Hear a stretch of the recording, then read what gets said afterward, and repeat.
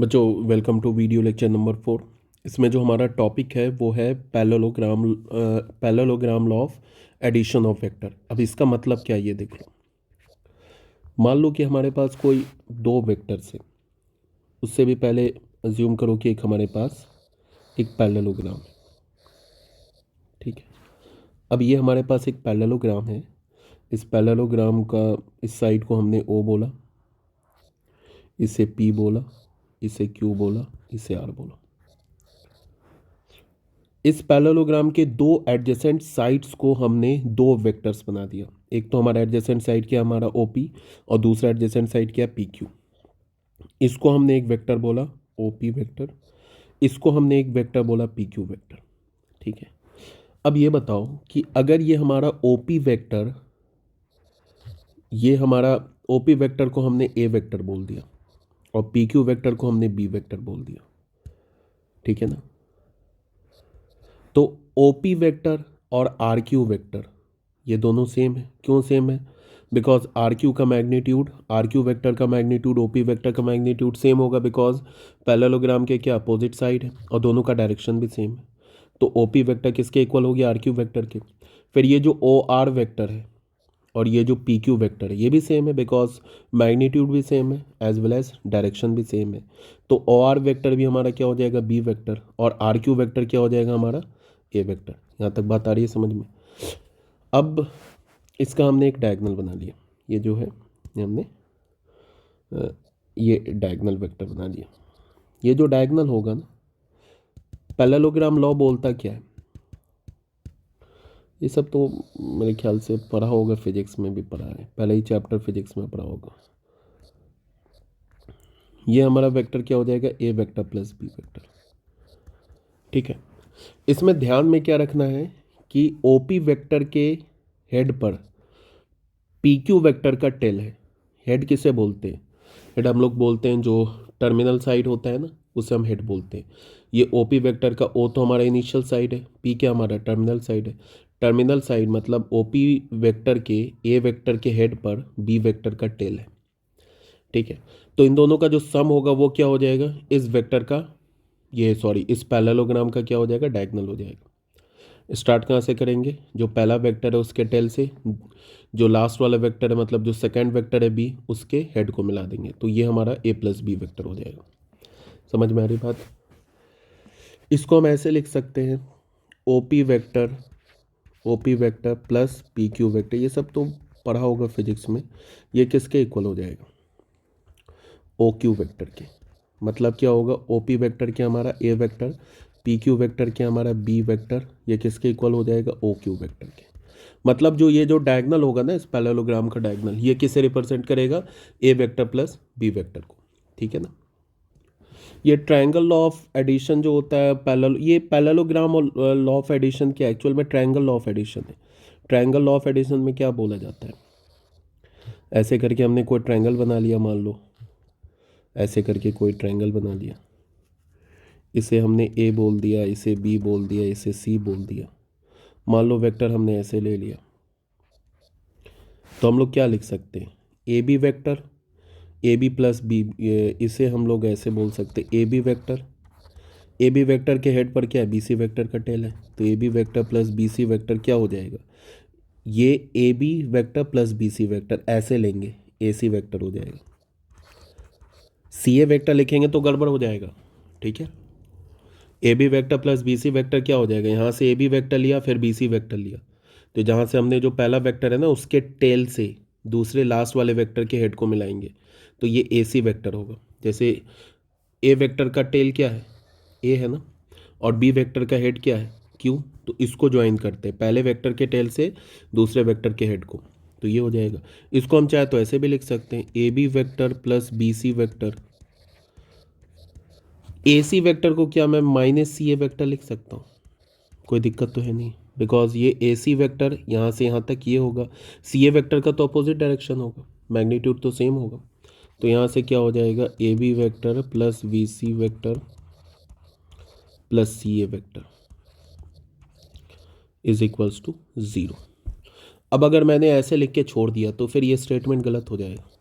क्यों गलत हो जाएगा? बिकॉज लेफ्ट हैंड साइड में हमने क्या कर रखा है, 3 वेक्टर्स को ऐड कर रखा है, तो लेफ्ट हैंड साइड तो हमारा वेक्टर है और राइट हैंड साइड में क्या, जीरो। जीरो हमारा स्केलर क्वांटिटी है, तो ये स्टेटमेंट गलत है, इसका कोई मीनिंगलेस नहीं है। यहाँ पे हमें ऐसे जीरो वेक्टर बनाना होगा, तब जाके करेक्ट होगा। इन सब छोटी छोटी बात को ध्यान में रखिएगा, ठीक है ना। तो ये हो गया। ऐसे भी तुम लिख सकते हो B C vector plus C A vector is equals to B A vector, ठीक है ना।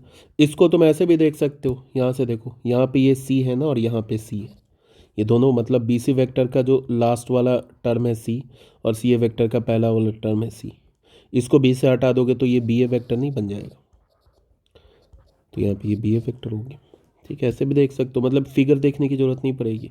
यहाँ से फिर तुम क्या लिख सकते हो, B C vector plus C A vector, B A vector को तुम क्या लिख सकते हो, माइनस ए बी वेक्टर, तो यहाँ से क्या हो जाएगा, B C vector plus C A vector plus A B vector is equals to null vector. Zero लिख के छोड़ देंगे, गलत हो जाएगा, यहाँ पे ऐसे नल वेक्टर लिखना होगा, ठीक है।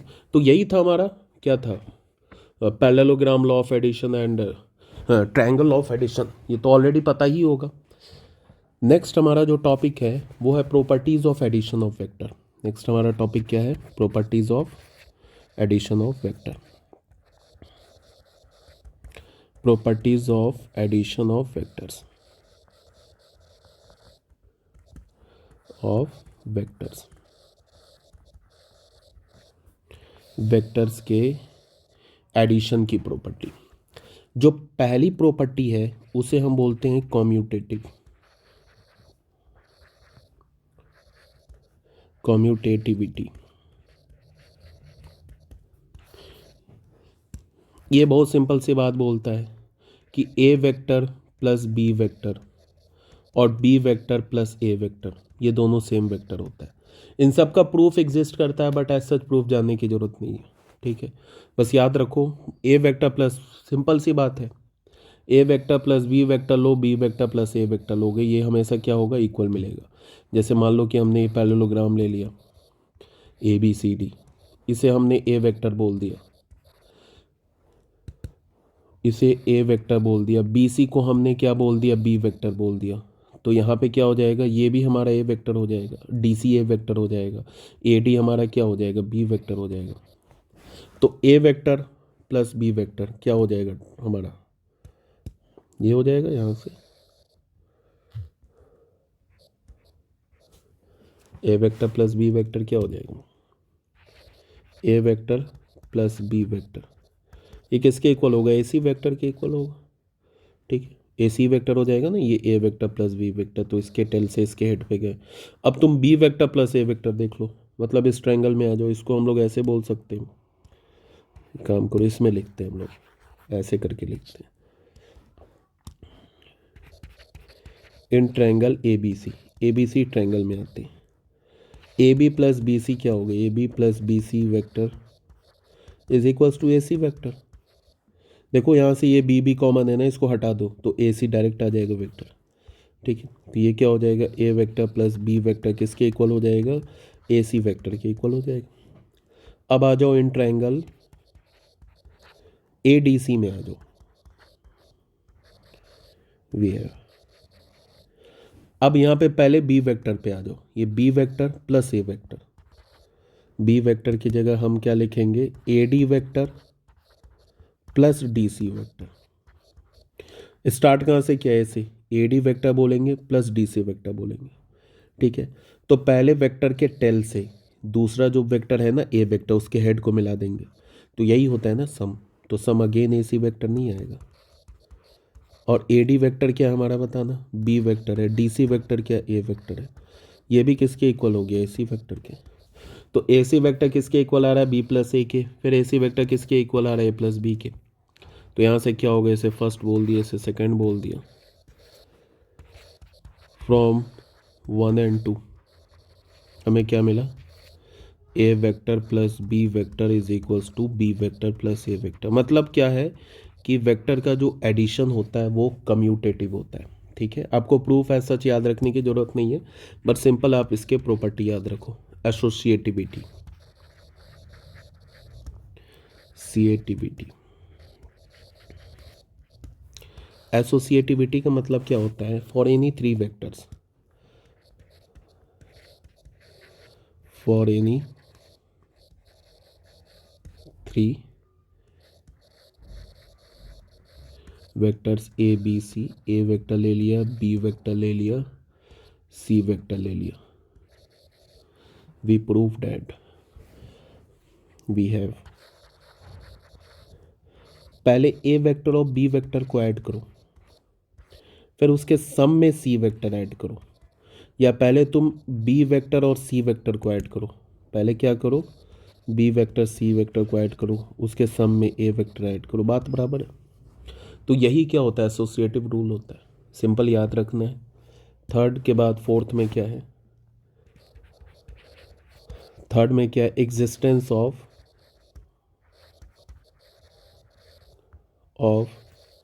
Additive identity, additive identity, additive identity का एग्जिस्टेंस। इसका क्या मतलब हो गया? For any vector A, for any vector A, कोई भी वेक्टर हम ए ले लें, ए वेक्टर में अगर तुम नल वेक्टर ऐड करो या नल वेक्टर में तुम ए वेक्टर ऐड करो तो हमें क्या मिलेगा? ए ही वेक्टर मिलेगा। यही एग्जिस्टेंस ऑफ एडेटिव आइडेंटिटी है, ठीक है। मतलब यहाँ पे ज़ीरो क्या, जो नल वेक्टर, इसे हम क्या बोलते हैं? इसे हम बोलते हैं एडेटिव आइडेंटिटी। क्या बोलते हैं? एडेटिव आइडेंटिटी, ठीक है ना।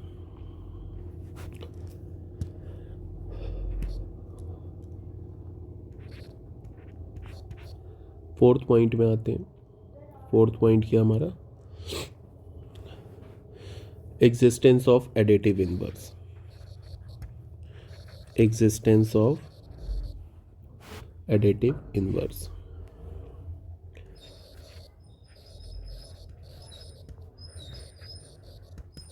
एडेटिव इनवर्स, एडेटिव इनवर्स का existence.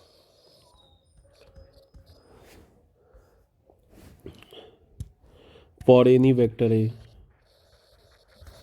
For any vector A, कोई भी वेक्टर ए उठा लो, ए वेक्टर में अगर तुम माइनस ए वेक्टर ऐड करोगे या अगर तुम माइनस ए वेक्टर में ए वेक्टर ऐड करोगे तो हमें क्या मिलेगा? नल वेक्टर मिलेगा। तो ए वेक्टर का एडेटिव इनवर्स क्या हो गया? माइनस ए वेक्टर, और माइनस ए वेक्टर का एडेटिव इनवर्स क्या हो गया? ए वेक्टर। यही बोला जा रहा है, समझ में आ रही बात? सिंपल सी बात है। ए वेक्टर अगर ये है हमारा, ये ए वेक्टर है, तो माइनस ए वेक्टर क्या होगा? सेम मैग्नीट्यूड में तो सेम होगा, बट डायरेक्शन क्या होगा? अपोजिट होगा। ये माइनस ए वेक्टर है। अब दो वेक्टर को ऐड कैसे करते हैं? दो वेक्टर को ऐड करने के लिए हम लोग क्या करते हैं कि पहले वेक्टर के टेल पर दूसरे वेक्टर का हेड डाल देते हैं। क्या करते हैं? एडिशन ऐसे ही करते हैं ना। ये दो वेक्टर को अगर हमें ऐड करना होगा, ये दो वेक्टर को, ये ए वेक्टर है, ये बी, ए प्लस बी करना होगा, तो ए वेक्टर के हेड पर बी वेक्टर का टेल डाल देते हैं। उसके बाद फिर ए वेक्टर के टेल से बी वेक्टर के हेड को मिलाते हैं, तो जो वेक्टर बनेगा ये हमारा क्या हो जाएगा? ए प्लस बी बन जाएगा ना। तो अगर पहले वेक्टर ए है, इसके हेड पर बी वेक्टर का माइनस ए का टेल डालेंगे तो कहाँ होगा? ऐसे ही होगा ना, ये आके यहाँ पे ओवरलैप कर जाएगा। ये इसको, इस पॉइंट को यहाँ पे डालोगे तो यहाँ पे एग्जैक्टली यहाँ पे ऐसे करके ओवरलैप कर जाएगा। फिर क्या करते हैं? पहला वेक्टर ए है, इसी के इसका टेल और हेड तो ओवरलैप कर गया ना, तो पहले वेक्टर के टेल से दूसरे वेक्टर ए का हेड मिलाएंगे तो यही पॉइंट मिलेगा। समझ रहे हो ना? इसको मिला के इधर कर दो तो ये हमारा तो ओवरलैप कर जाएगा ना। ए वेक्टर ऐसे है, ये माइनस ए वेक्टर हमारा ऐसे है, तो पहले वेक्टर ए है, दूसरा माइनस है, इसको यहाँ पे पहले वेक्टर के इसके टेल पर इसका हेड डालो यहाँ पे, फिर इसको एक वेक्टर बनाओगे तो ये ऐसे आ जाएगा। तो इसके बीच में हमें कोई पॉइंट ही नहीं मिला, मतलब कि दोनों पॉइंट कॉन्साइड कर गया ना। मतलब पहले वेक्टर का टेल और दूसरे वेक्टर का हेड कॉन्साइड कर गया, कॉन्साइड कर गया तो नल वेक्टर आ जाएगा। ठीक है, ये था हमारा एग्जिस्टेंस ऑफ एडिटिव आइडेंटिटी। एक एडिटिव आइडेंटिटी क्या है, सॉरी एक एडिटिव इनवर्स क्या है, -a, और -a का एडिटिव इनवर्स क्या a। ये तो हो गया बच्चों हमारा एडिशन ऑफ वेक्टर। अब हम लोग आते हैं subtraction of vector. Subtraction of vectors, vectors को कैसे सब्ट्रैक्ट करेंगे वो देखते हैं।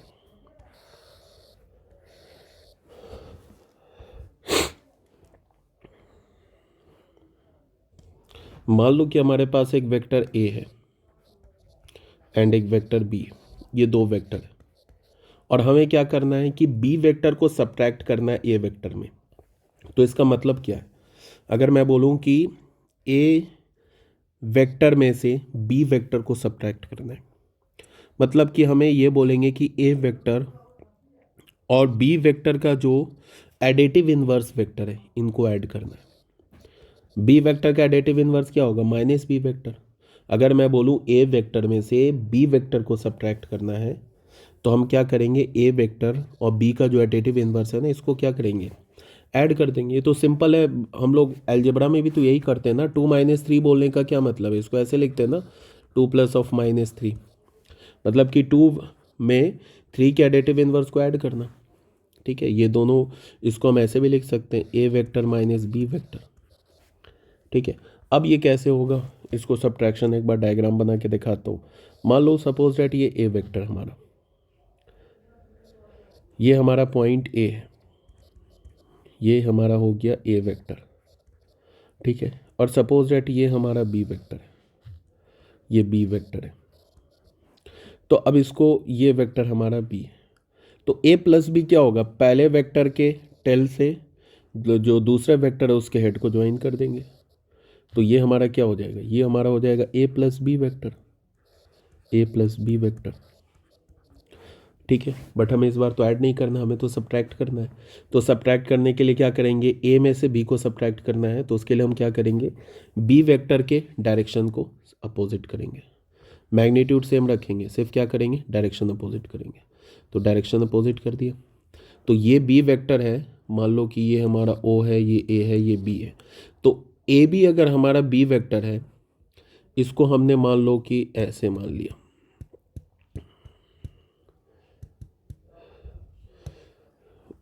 o a b, इसको b डैश मान लिया। तो अगर o b हमारा b वेक्टर है तो o b नहीं, a b हमारा b वेक्टर है तो a b डैश क्या हमारा, -b वेक्टर है। मैग्नीट्यूड सेम रखा है, डायरेक्शन अपोजिट कर दिया। तो अब a वेक्टर और -b वेक्टर को ऐड करेंगे तो क्या हो जाएगा, ये वेक्टर हो जाएगा। अब ये जो वेक्टर हमारा बना ना ओ बी डैश, ये क्या हुआ, a वेक्टर और -b वेक्टर को हमने ऐड किया। तो ये हमारा ओ बी डैश वेक्टर क्या हो गया, a - b vector. O B vector क्या बन गया, ओ बी वेक्टर हमारा क्या हो गया, ये तो हो गया a वेक्टर + b वेक्टर हो गया।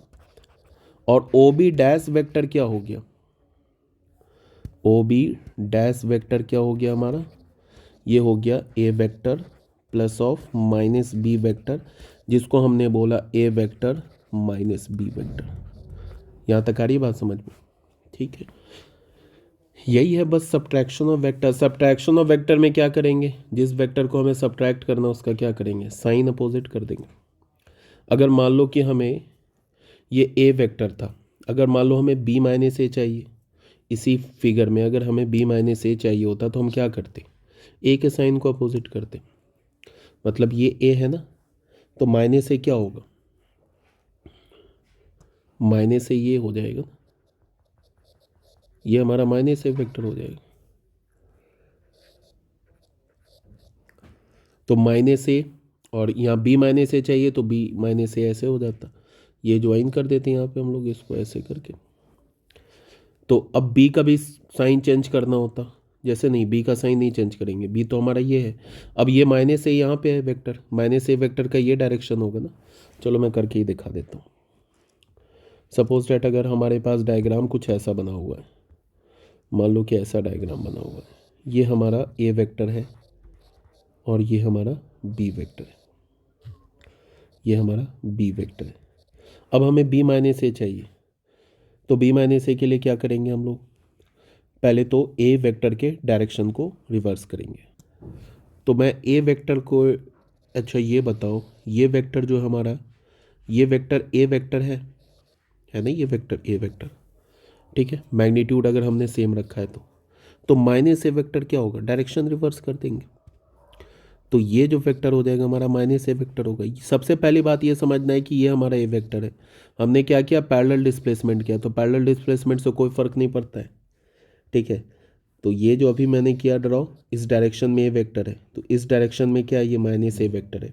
अब हमें बी माइनस ए चाहिए, तो क्या करेंगे, बी के टेल से, जो कि ये पॉइंट है, माइनस ए, ये हमारा जो वेक्टर है ये माइनस ए वेक्टर इस डायरेक्शन में, बी के टेल से माइनस ए के हेड को ज्वाइन कर देंगे। तो ये वाला जो वेक्टर हमारा बनेगा, क्या बनेगा, बी वेक्टर माइनस ए वेक्टर बन जाएगा। इसमें तो कोई प्रॉब्लम है होनी नहीं चाहिए, सब तो ऑलरेडी पढ़ा होगा, जानते ही होगे मैं इतने देर से क्या बोल रहा हूँ। ठीक है, आप कुछ क्वेश्चंस कर लेते हैं, फिर आगे की थ्योरी करेंगे। बच्चों क्वेश्चन नंबर 1 में क्या है कि इफ़ एक वेक्टर ए दे रखा है, दूसरा वेक्टर बी दे रखा है, और एनी टू वेक्टर्स, ये कोई भी दो वेक्टर्स हैं, then give the geometrical interpretation of the relation mod of A plus b is equals to mod of A minus b. A और बी कोई भी दो वेक्टर्स हैं, तो इस mod of A plus B vector is equals to mod of A minus B vector, इसका हमें geometrical interpretation बताना है, क्या है ये, ठीक है। मतलब ज्योमेट्रिकली ये जो रिलेशन है ना, ये क्या रिप्रेजेंट कर रहा है। तो जब ज्योमेट्रिकली बोल रहा है तो फिर हम लोग स्टार्ट करते हैं, एक हम लोग ज्योमेट्री से ही स्टार्ट करते हैं। एक सबसे पहले ना एक पैरेललोग्राम बना लेते हैं हम लोग। ये पैरेललोग्राम बना लिया, इसमें हमने क्या बोला, ये ओ है, ये ए है, और ये बी बोल दिया, इसे सी बोल दिया। इसे हमने इस डायरेक्शन में वेक्टर ए बोल दिया, इस डायरेक्शन में वेक्टर बी बोल दिया। तो फिर ये भी हमारा क्या हो गया, वेक्टर ए हो जाएगा, और ये हमारा क्या हो जाएगा, वेक्टर बी हो जाएगा।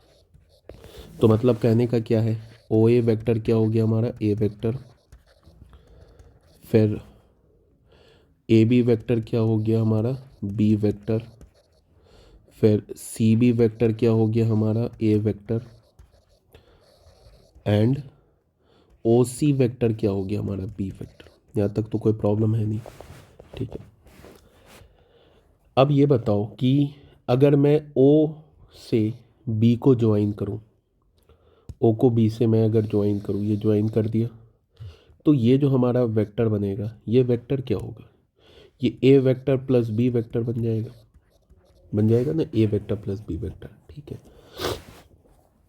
कहने का मतलब ये है कि O A vector plus A B vector, ये किसके इक्वल होगा, ओ बी वेक्टर के, ट्रायंगल लॉ से। ये तो हमने क्या लिखा है, ट्रायंगल लॉ से लिखा है, मतलब ए वेक्टर प्लस बी वेक्टर ये किसके इक्वल हो जाएगा, ओ बी वेक्टर के।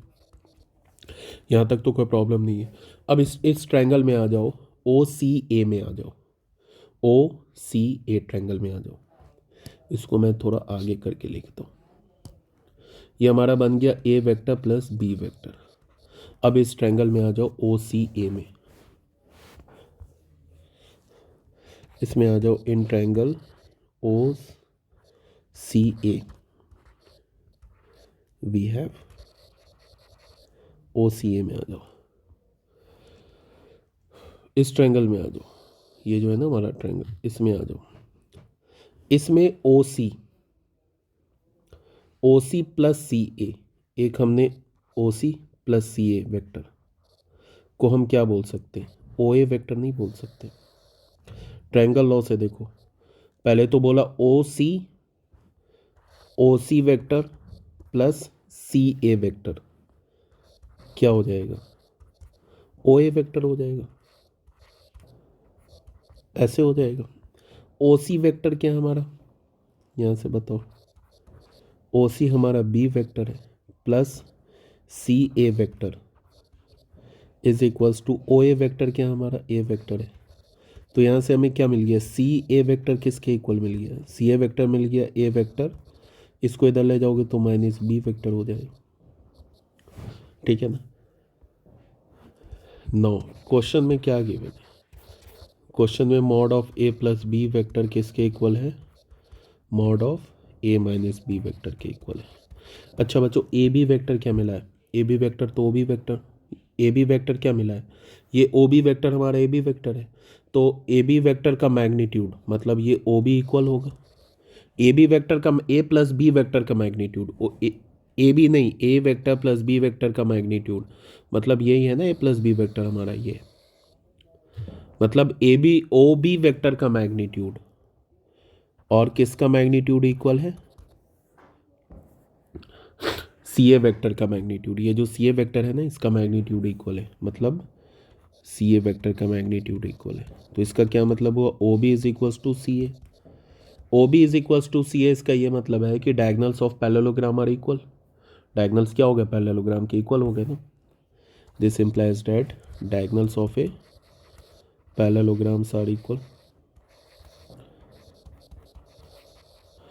अगर डायगनल्स पैरेललोग्राम के इक्वल हो गए तो याद करो, अगर किसी भी पैरेललोग्राम के डायगनल्स इक्वल होते हैं तो पैरेललोग्राम क्या होता है, रेक्टेंगल होता है। दिस इम्प्लाइज डैट ये जो हमने पैरेललोग्राम बनाया ना ओ ए बी सी, ये जो हमने बनाया O A B C is a rectangle, ये क्या हमारा एक रेक्टेंगल है, ठीक है। तो रेक्टेंगल है इसका मतलब फिर ये जो ओ ए है और ये जो ओ सी आपस में परपेंडिकुलर है, ठीक है। तो ए वेक्टर और बी वेक्टर परपेंडिकुलर है, ए वेक्टर और बी वेक्टर परपेंडिकुलर है, इसका मतलब क्या है, ए वेक्टर और बी वेक्टर के बीच में एंगल क्या है, 90 डिग्री। तो इसका मतलब क्या हो जाएगा, a vector is perpendicular to B vector. This implies that, बस हो गया, a and b are perpendicular vectors, बस यही ज्योमेट्रिकल इंटरप्रिटेशन था। अगर मान लो कि हमारे पास कोई भी दो वेक्टर में दोनों वेक्टर के सम का मैग्नीट्यूड और दोनों वेक्टर के डिफरेंस का मैग्नीट्यूड अगर इक्वल हो जाए तो इसका ये मतलब है ए वेक्टर और बी वेक्टर को, बात को सुनो बिल्कुल ध्यान से, ए वेक्टर और बी वेक्टर को एडजेसेंट साइड मान के, जैसे हमने ए वेक्टर और बी वेक्टर को एडजेसेंट साइड मान के जो पैरेललोग्राम बनेगा वो पैरेललोग्राम एक रेक्टेंगल होगा। और पैरेललोग्राम रेक्टेंगल होगा इसका मतलब ए वेक्टर और बी वेक्टर आपस में म्यूचुअली परपेंडिकुलर वेक्टर होगा, ठीक है। यही बस है इसका ज्योमेट्रिकल इंटरप्रिटेशन, यही और तो कुछ है नहीं, ठीक है फिर, ओके।